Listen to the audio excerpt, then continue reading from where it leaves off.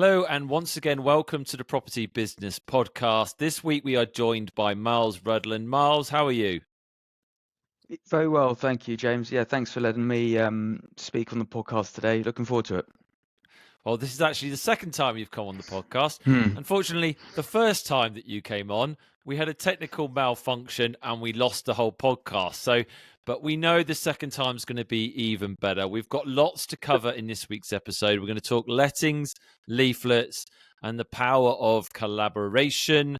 We've got James driving at the moment, I think, as well. He's going to pitch in when he can. How are you, James? Yeah, very good. I'm on the way to a valuation, last minute, been booked in, so I'll pull over soon. I can give him my full attention, but all good, very busy, not enough time in the day. I need to get a bit more leverage and a bit more systems in place, which I am doing, but it's all part of the rewards and stress in growing a business.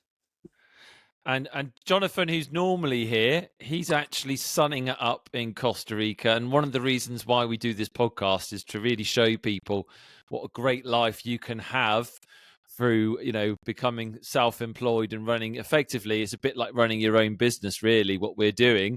And at the moment, Jonathan is away, and even was showing off the fact that I think he closed a deal or accepted an offer whilst he was on the plane. He paid that extra money to get Wi-Fi when he was on the plane and managed to close the deal in the air. So good luck to you, Jonathan. Look forward to hearing your stories next week. So, Miles, first of all, do you want to kick off and tell us a little bit about yourself and your history in real estate? Yeah, so I've been working now in the industry for about 13 years. If we sort of start right at the beginning, I studied business and property at University of West of England. A lot of my sort of friends and peers moved into sort of commercial sector. I wanted a role that perhaps incorporated a slightly more face-to-face level with people, and residential properties seemed to make sense with me. So, 13 odd years ago, I started over at Foxtons in their lettings department in Putney, and I was there for about 4 years or so. I moved over to finally got their promotion to their valuer position, which tends to be the next role up there, which was in Putney again. They moved me over to Earlsfield shortly after, where I managed that office for a couple of years. And when John Woods actually moved on from the company, I took his seat over at the Battersea, one of their flagship offices on Lavender Hill. And I managed that for about 2-3 years. So that was my 8.5-year tenure at Foxtons. I took a little career gap. I went traveling. Actually, one of the places that John's in at the moment in Costa Rica. I spent about a month there, so I'm sure he's loving life at the moment. When I came back to the UK, I got approached by Douglas and Gordon, which they had a seat open up on their Northcote Road office, so an area that I was very familiar with, a good company, reputable company. My old boss actually approached me and gave me the job. So I managed that office for the next 2 years, moved away from them shortly before they had actually sold to Foxtons. So I almost went full circle and ended up back at the same company that I originally started at. And I left actually pretty much the week or second week after I had our first child, and I started a hybrid agency which combined everything. It enabled me to, it's pretty much a cross between a corporate position and fully self-employed eXp position. They gave me a basic salary, and I sort of set this London branch department up with the sales and letting side. Ran that successfully for 18 months, realized that was really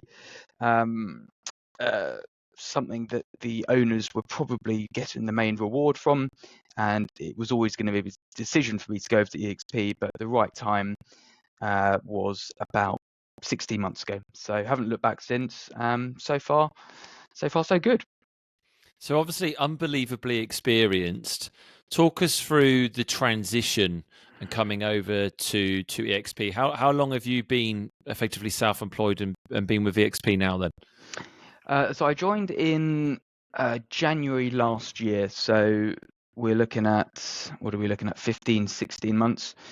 Yep. And it was because I had done this previous transition, it wasn't as big a jump from going full corporate where you'd expect it in 8 till 8 every day to suddenly sitting at home wondering where to start your business from. I sort of had a very strong idea of how to source business and how to sort of get up and running quite quickly. But John was very good at supporting everything in the background, which is always advisable to get everything, ducks in a row before you make such a big jump. And it's gone from strength to strength. I think within the first month, I was fortunate enough to get the first sales listing, which Nice. funny enough was it within a chain with one of my old negotiators at Douglas and Gordon. So the onward purchase was through them, and it was just one of these perfect scenarios where we got asking price for the client, and the onward all managed to go through within about 28 days. It was quite unrealistic, it's quite a unique thing to get a sale through so quickly, but it was cash buyer, and that one Wow, really you talk about when you start your own business, sometimes you need a little bit of luck and to get a good deal. Sometimes I remember when I first started in real estate, every single deal that I did seemed to go wrong and fall out and have loads of issues. You got very lucky to get your first well, deal done that quickly. The issues happen after that. Don't get me wrong. I wouldn't say you want the perfect deal first. You want the hardest one first, the one where everything goes wrong, and then you can manage the process how to deal with the disappointment thereon. But yeah, the first instruction is also in an area that I had lived in for about 8 years. I've lived down in Stratton for about 10, and where this property we took on was just moments from my own house. So it was very easy to, the house sells itself, but it's really just understanding the infrastructure, the schools, everything around you, which the buyer understood, and it was really straightforward. But off the back of that is where the business really kicked off. It was a case of doing a little bit of everything, but one thing I found really successful there was I got a just sold on your street leaflet drawn up, and I mentioned this last time in the podcast, but I dropped 3 through on and dropped about 500 off, and I got 3 phone calls back, all of which were neighbours. It was 20. I'll give you the name of the road. I won't give you the address, but it was Greyhound Terrace, and they're all 3 in a row. They all called me within half an hour, and I genuinely thought it was a joke that 3 of them wanted valuations all within a day of one another. I actually went down the following day because you work proactively in this business and booked them all in. 1 was the lettings valuation, 2 was sales valuations, and within 24 hours I went round and valued all 3 of them up, and the following week all 3 of them instructed. And I had 3 sales boards, or 1 letting board and 2 sales boards all up outside this street, and that sort of elevated the business from there. And combination of friends and referral network, previous sort of clients that wanted to deal with me, and a bit of social media, combination of all those things just moved the business in a really positive direction. Sort of haven't really looked back since. I gather you're doing the just solds and leaflets consistently now whenever you sell a property, and talk to us more about what you put on there and how many you send out, etc. Because for you to have that hit rate right at the beginning, I gather that must be a big part of your business now. Yeah, and this is, I think, anyone that's been doing their own business long enough, or anyone that's an entrepreneur, and anyone along those fields, hard work and discipline are probably the 2 things that just go hand in hand. And yes, every place I sell, ideally the closer the geography to where I operate out of, the better. And I would tend to do anything between 500, 250 to 1,000, 500 being about average. And that's just to cover all the neighbouring roads, just to say, look, hi. And I've actually got, more recently, I've got valuing on your street leaflets. So if I'm valuing property on the street, then I'd add an extra 20 minutes before and after just to cover the street off. And a lot of people pick up on that, and that's quite an easy way. You're maximising time is the biggest shortage, and I'll probably talk about time quite a lot in this, but you've got to utilise your time as best as possible. And if I was going to tout a road, why don't I do it on the road that I'm valuing? And there's less travel time, and it makes absolute sense, of course. And do you use a company to send them out, or do you handwrite them yourself? Like, what's your process to actually get them out? Yeah, well, the letters, I everything's hand delivered. You know, I don't Well, you hand actually. deliver 500. I hand deliver everything, yeah. So I've Wow. gone through different touting platforms where I've paid for postage and everything else like that. But I've even got it down to a point now that I've got a nice leaflet or coloured envelope with a personalised letter, a stamp that says hand delivered, you know, printed out address now. So all's very looks slick, but everyone knows that I physically hand delivered the letter. I've even got an app on my phone. I think it's similar to what the Amazon drivers use, where it optimizes my route as quickly as possible to get around the properties, again to save time. And I think it's a more personal touch. If I'm local, if I live in the area and I want to be that local present, then physically hand delivering it, I think has got some, you know, quite a lot of positivity actually. It has, but at the same time, you can only do so much in the week, and that's what I used to do it when I first started. I would go out and do exactly what you did, and then it got to the point where I realised if I was doing this all of the time, I can't expand to the levels that I want to. So what I then started doing is starting paying someone to do it. I outsourced because it's quite a big thing in America. Here, I don't know if it's easy to get people, but I would pay someone to go and do it for me. And in the future, that's something that you may want to look at doing, is hand delivering them. I think probably has a way better success rate than it going through the mail. But at the same time, you'll get to the point where you're so busy, Miles, because it sounds like you already are very busy and you're doing extremely well, where you physically just won't have the time to do it. And then what might happen is you might just stop doing it. Whereas if you get someone to do it for you, that's what I ended up doing in the US, is getting someone to do it for you. And obviously you've got the stresses of making sure that they do it and all of that, and don't just do what I did when I was 13, when I had to paper out and chuck the newspapers I in the bin. sold two houses on a road on Addiscombe Road in Croydon, so both houses had my soul board up. I thought if I leaflet drop 5,000 sold on your road, someone's going to call me. I did that twice. No one called me at all. But then I went and door knocked on that led to 3 instructions. So it's it's a hard one. I understand that it's easier when you're so busy to pay someone to go and deliver those leaflets. But as Miles said, sometimes that personal touch can get you in the door more to get to more valuations. It's a hard one, really. Yeah, well, I mean, this is all when I set up actually. So I've got 2 people that distribute my flyers. I still actually do the letters, but I only do them once a month now. So, but you're right that funny enough, initially during the sort of very early stages of me leafleting, it is the people that tend to be, so you know, it's the classic saying, always do the things that make you feel uncomfortable. It's always the case when people are leaving the property. It's very easy to avoid that house. But in reality, the biggest hit rate and biggest conversion that I've had, certainly from that element of the business, was me just saying, hi, I'm local agent. It'd be great just to give you one of these leaflets. And 2 or 3 of those ended up being instructions, because they said, actually, we are considering valuation. And now I've seen your face and know that you're not, you know, you look like a normal bloke, then we'll get you around. And you're obviously on the social media platforms, but you're not a prolific poster. But every time that I speak to you, you've got all these instructions. You've got towers that you're renting. You've got all these kind of sales instructions. But I'm thinking, how are you getting those if you're not posting all the time on social media and LinkedIn? Like, where do all your leads come from? Are you just very well connected? Is it networking?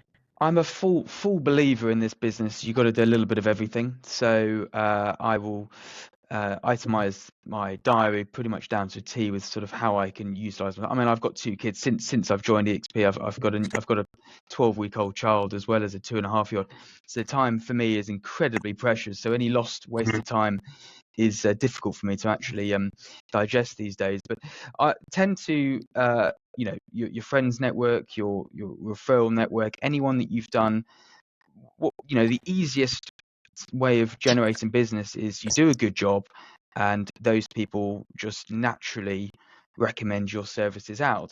And even if they don't, ask them, you know, ask for a review and just say, look, if now that we've sold yours, and you know, it'd be great if you do come across any friends and family that do need a place, then do put them my way. And I had one example last year where I think there was a chain of about 11 or 12 different referrals, all from one chain, from selling one house, which is led on to the next one.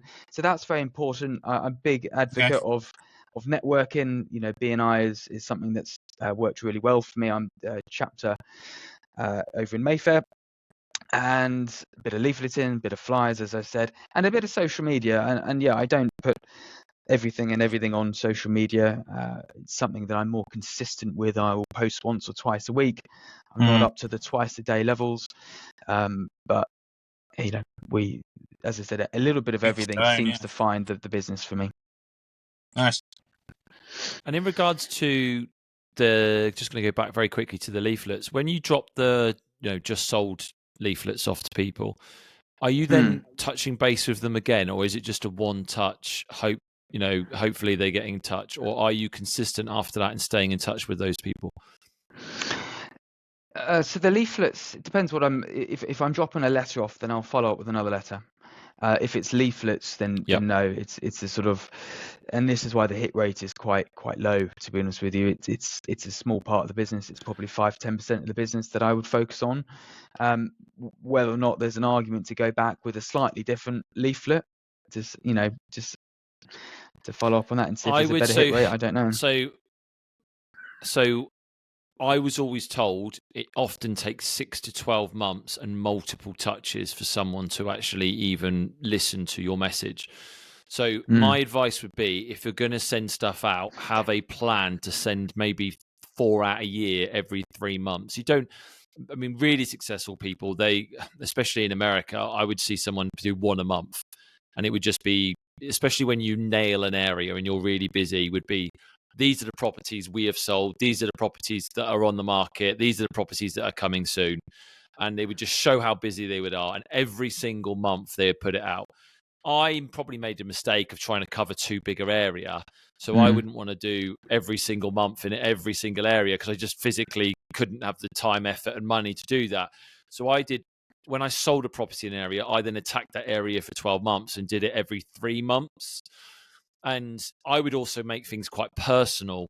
So say, for example, like Halloween and the autumn is quite big in America, but I might take a picture of me and my family and because it's very American to do these big family pictures at certain times of the year and at Christmas and stuff. And I'd put it on there all dressed up in like Halloween outfits and stuff, and make the whole theme of it like a Halloween one, and put it out there, and don't be scared to use us to sell your home, or do something like that. And I would always make myself stand out when I did it, and wouldn't just make it boring, and I'd theme it. And so I think to take you obviously your referral business is going to clearly go through roof, but to get new business, I would definitely look at doing that. And the other thing, which was unbelievably successful in America, which you could look at, is staying in touch with people to get referrals. I had a guy, I don't know if I mentioned it on this podcast or if it was just a previous one with you that didn't come out, but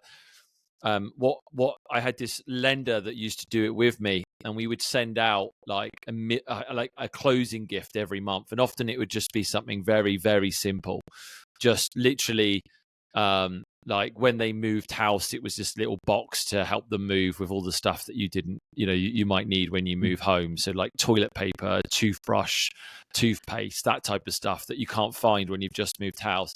And then a month after, I remember, like during the election between Hillary Clinton and Donald Trump, they would give them either Donald Trump or Hillary Clinton toilet paper. I mean, the toilet paper cost hardly anything at all, but it was just that little touch of just a few pounds on a present every month, and then after a year, they would send them an anniversary gift. Once again, not expensive, but just touching base. And then it would just be a little note: hope you're really enjoying your home. If there's anyone else that we can help. And I've never known anyone ever get as many referrals in real estate than that particular lender, because what he would do to get businesses, he would do it on behalf of the agents to get the business. And he would then get an unbelievable amount of repeat business. The agents always used him. So just a couple of little ideas that I may not have mentioned before. But in regards to like the BNI, Jonathan's a massive fan of it. James is as well. Yeah. How much business can you get a year from that, Miles? What's your opinion on how much potential business you can get?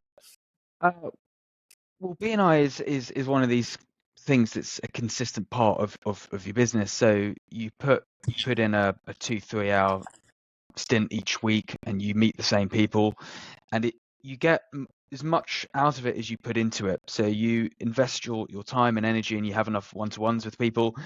I mean, what I got in the first year, I mean, I don't necessarily like discussing numbers, but it was enough business just from BNI to be on a pretty good salary just from I mean, I got a site in Croydon, which James knows about, within about the second or third week, which is a unique case because, you know, the accountant at my chapter introduced me Seems to. like whenever you do anything, you seem to get Well, Miles you're is a obviously good, good, luck Miles. charm. Take People you like anywhere with you. you. Yeah.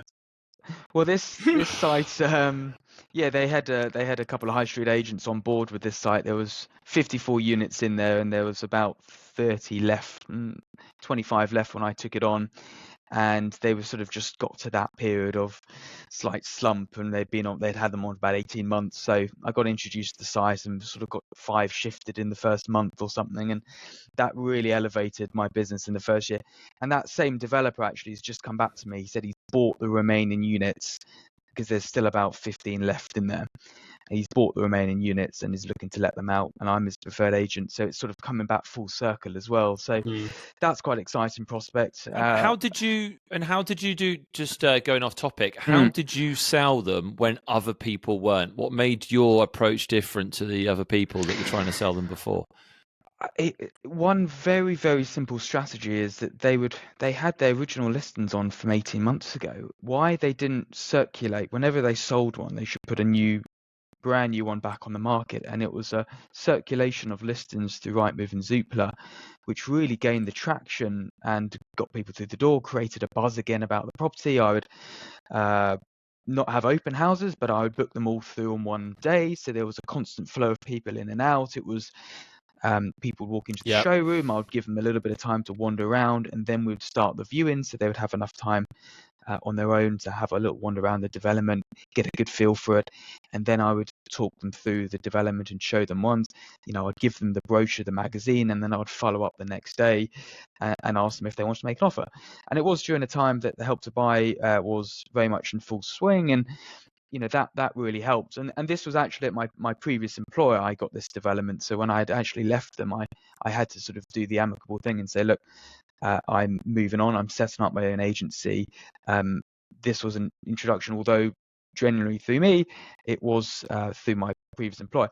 And then over the last 18 months, they've gone through this purchase of the remaining units, and that's why it's come back to me now 18 months later, and they're talking about, instead of selling the rest of them because Help to Buy is over, although there's different schemes coming in available again, they're able to hold on to them, and I've provided them all the rental yields, and they're going to look to let them out for the next 3 years. So that is a cash flow perspective back into the letting side of things.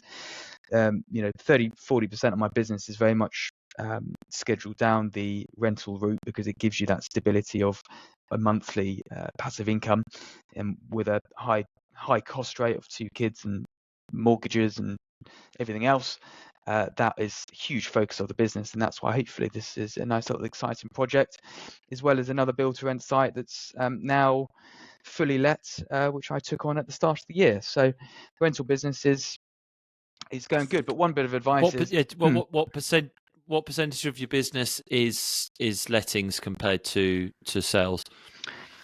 This year it's been 50-50. Last year it was probably 30-70 lettings, but this year's much higher because of this build to rent development.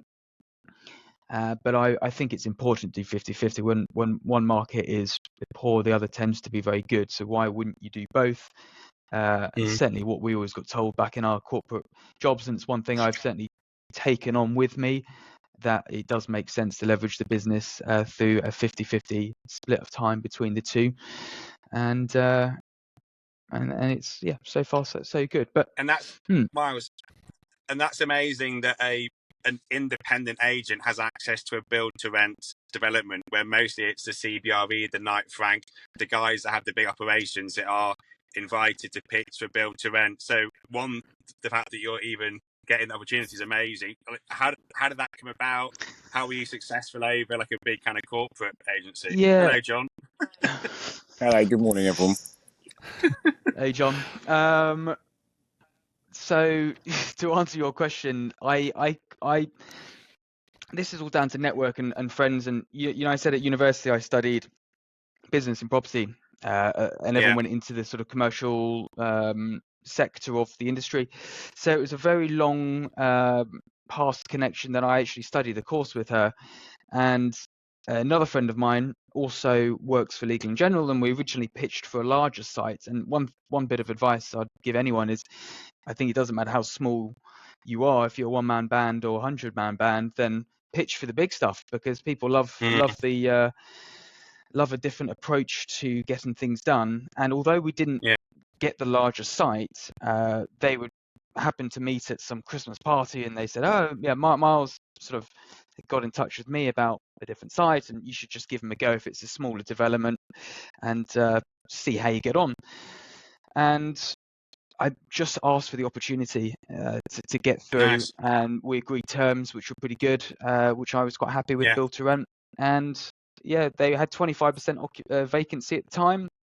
Now they've got 100% occupancy, and the change in 6 weeks is a difference to them as an output of 426,000 annually, because they've given me a shot and it's paid off. And now we're in discussions about other sites, so it's doing a good job and reaping the And rewards. hopefully you can obviously rent those yourselves. But now that we have a network of, I've lost count now, 38 agents in London, if you ever needed to use our services, we're here for you as well. As a bit of our pitching for your business a little bit. We're going back to repitch the larger site, to which I will be using that as a good avenue to go down, because it makes sense. If we can now take on London's largest developments with our network, because we're all seasoned 10 to 15 to 20 year experienced letting and sales agents. So why wouldn't the big guys use what might be perceived as small on the outset but sort of large in the background?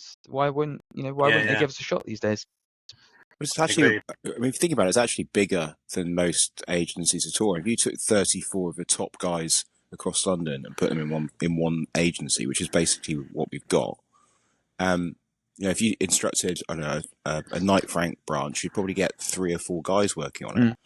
Miles, what would you say to your, you know, you just mentioned that they're at 25% capacity and you got them to 100% in 6 weeks. What do you reckon that it was that you were doing that they weren't doing? Well, I think they dropped the gun a little bit. Personally, their previous lesson agent, they were also instructed on the larger development, and I suspect their focus went towards that. I don't know the full picture, but my view is, I thought, if I'm going to get these guys on board, I'm going to make them, or make myself, totally indispensable, that they should never look anywhere else ever again. And that meant that I was there 7 days a week at all hours, getting them let. But it also made so much sense that when I had let the first couple and had done my first 10 visits around the development, then I knew it better than anyone, any negotiator, any manager. Therefore, I could provide the most accurate feedback to the owners and to the property management companies. We knew exactly which ones were the problem ones to let, so we adjusted those ones, and we increased the rents on the ones that were letting quickly. So the whole operation, as one individual that has the capacity and the time to look after the development, it makes absolute sense in terms of efficiency and cost and time. So I've got to catch up with them tomorrow, actually, and I'm looking forward to the catch up, because we're now, as I said, they're all let out, and see where the next steps with them go, because I know that they are the biggest build to rent developers in the UK now. They're buying up other developments, and I'm hoping to be the go-to fixer to come and get them let when they when others have failed.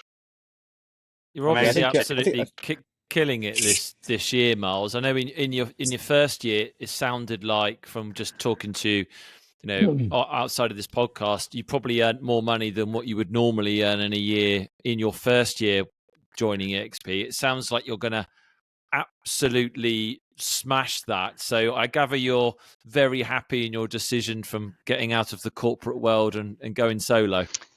Yes, yeah. As I said, I not one to disclose the exact numbers, but this year is set to be very good. I think I always remember a conversation with a previous corporate company where I wanted to be on a salary which was six figures, and it was almost laughed at, which frustrated me. So it was almost I had a bit of a point to prove in a certain sense there. And as the other guys will say, the opportunity is everywhere. If you put enough time and energy and passion into something, then opportunities come arising every day of the week. And this year is set to be very good. I think the first 6 months is always going to be difficult. I think all of us can agree that it's not an easy road, and it really hasn't. It's been blood, sweat and tears to get it where it is now. But I'm on the other side of it, and things are freeing up. More opportunities are coming. I'm getting my time back because I've been able to scale the business in certain ways through property progression and leafleting and all this sort of stuff. So yes, things are looking really positive, really good. I think if you took that though, Miles, I think you were one of the early adopters along with all of us here, and I think if someone wants to come along and join you now and be part of your organisation, all the things that you've learned over that last, was it now 18 months? I think it is that you've been in business, maybe longer. I don't know 16 exactly. at eXp, about 3 self-employed. Yeah. So you've already walked the path. You've already trodden the way. You've got all of the tricks of the trade now. So if anyone that that's in your network of people that across the whole of the industry that is thinking about making that move into becoming an independent broker, if they come alongside you, Miles, you can just show them how to do it.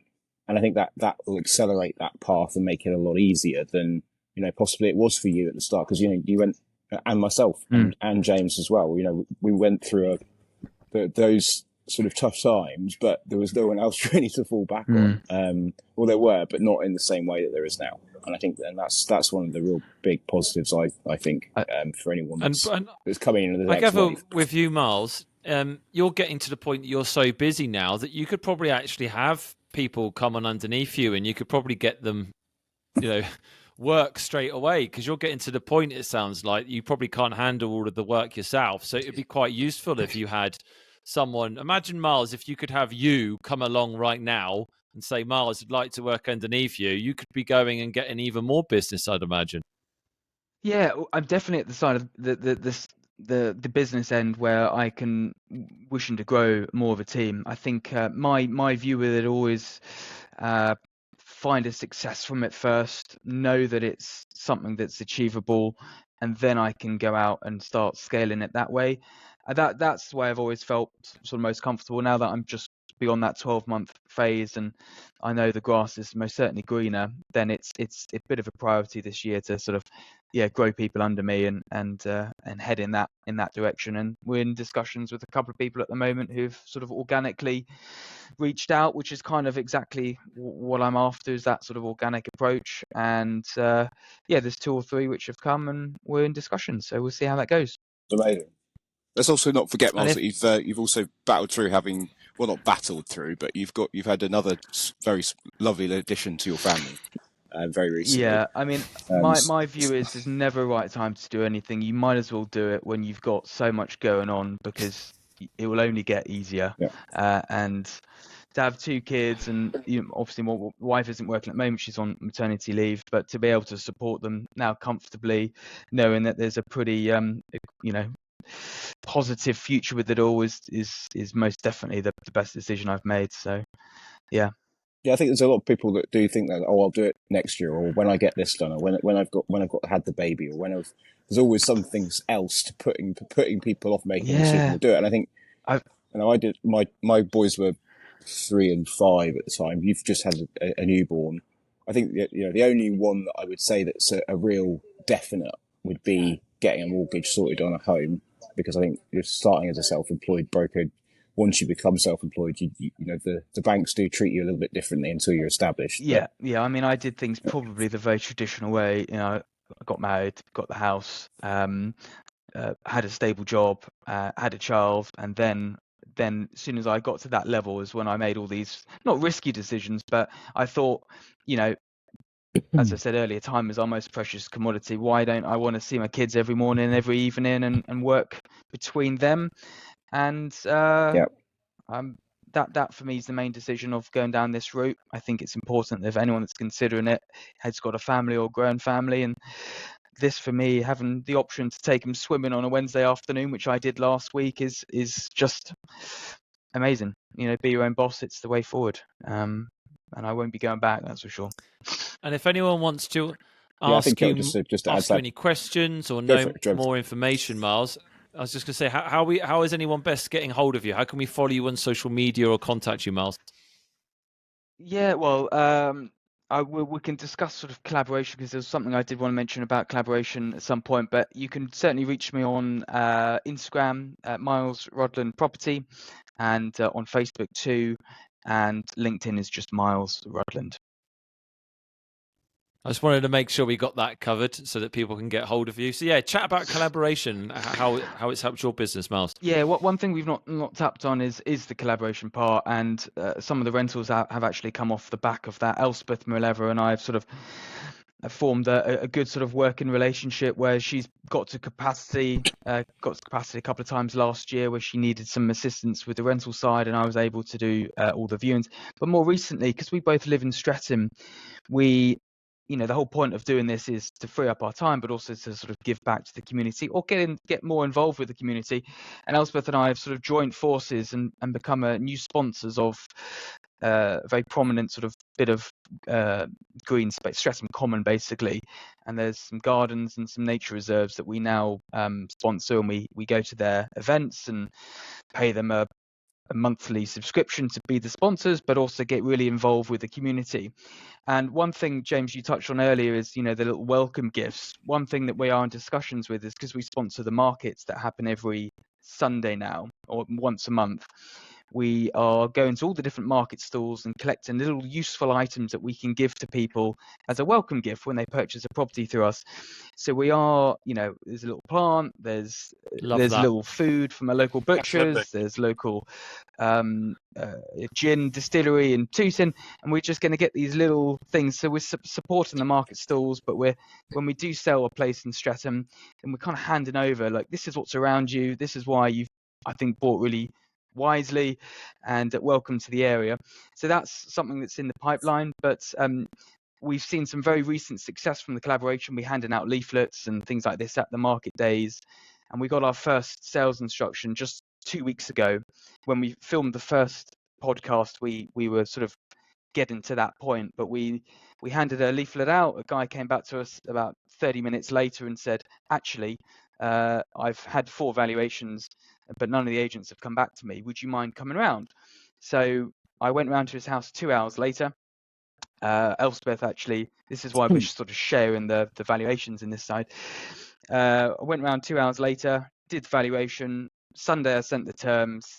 Monday he instructed. Monday afternoon we got the photos and floor plans done. We launched on Tuesday. We did an open house on Thursday. We got it sold by Friday and under offer the following Saturday. So within week to week, from the point of meeting them by sponsoring and sorting the local community and helping them out with sponsorship, we got instruction. So a week later it was under offer. And the sort of icing on the cake here is that we're paying a very large amount of our fee. We are giving that straight back to the community as we were able to advertise at this event. As a result, we're giving you 10% of the sales fee, and we're giving it straight to the charity. So it's sort of always look for a win-win in business, and I think that is a win-win scenario. That definitely Amazing. is. Well done. Absolutely smashing it, Miles. Yeah. James, how are you getting on in Costa Rica? Sorry, James. Jonathan, how are you getting on in Costa Rica? Yeah, really good. You're going back to the sort of the whys that we do things. So this is one of them, being able to travel. And I've managed to be on quite a few trips last year. And this one's just been a trip of a lifetime. We've just had, you can see sort of that's the pool in the background, but we're in a place called Tamarindo at the moment on the beach on the Pacific side of Costa Rica, which is they say take the kids, and they say incredible. the best sunsets in the Americas, aren't they, in Tamarindo? I did they? Yeah, I went there. That's what I went there a couple of years ago on my travels, and they said it's the best sunsets you're going to see. Yeah, I mean, we've got some incredible photos. We were up in the jungles last week in Arangal Volcano, and went to kids and saw monkeys and sloths, and it was just absolutely amazing. Sad to come to an end soon, but we're back in about 3 days. But I thought I'd patch in for the podcast. So I'm sorry I was a bit late. I got the time zones wrong. I thought we were -6. It's a hard life when you're -7. next to a pool in Costa Rica. I know, Jonathan. Yeah. Well, Miles, is there any... Yeah, I was just going to say, Miles, anything else you wanted to cover today? No. Hopefully, this one will go out, and I know it's the second one we've recorded. So thank you for going back through the same questions and answers, and fingers crossed. Fingers crossed the year continues the way it's been going so far. No, you've been absolutely smashing it. Jonathan, thanks for coming on and joining us. I know James has just gone off. He's got a meeting. You three are absolutely smashing it. Jonathan, I think, got eXp Agent of the Year in the UK last year. I think all three of you are going to be battling for it this year. You're doing unbelievably well. Yeah, thanks, James. Cool. We'll Thanks, see you Miles. soon, Have guys. a good one.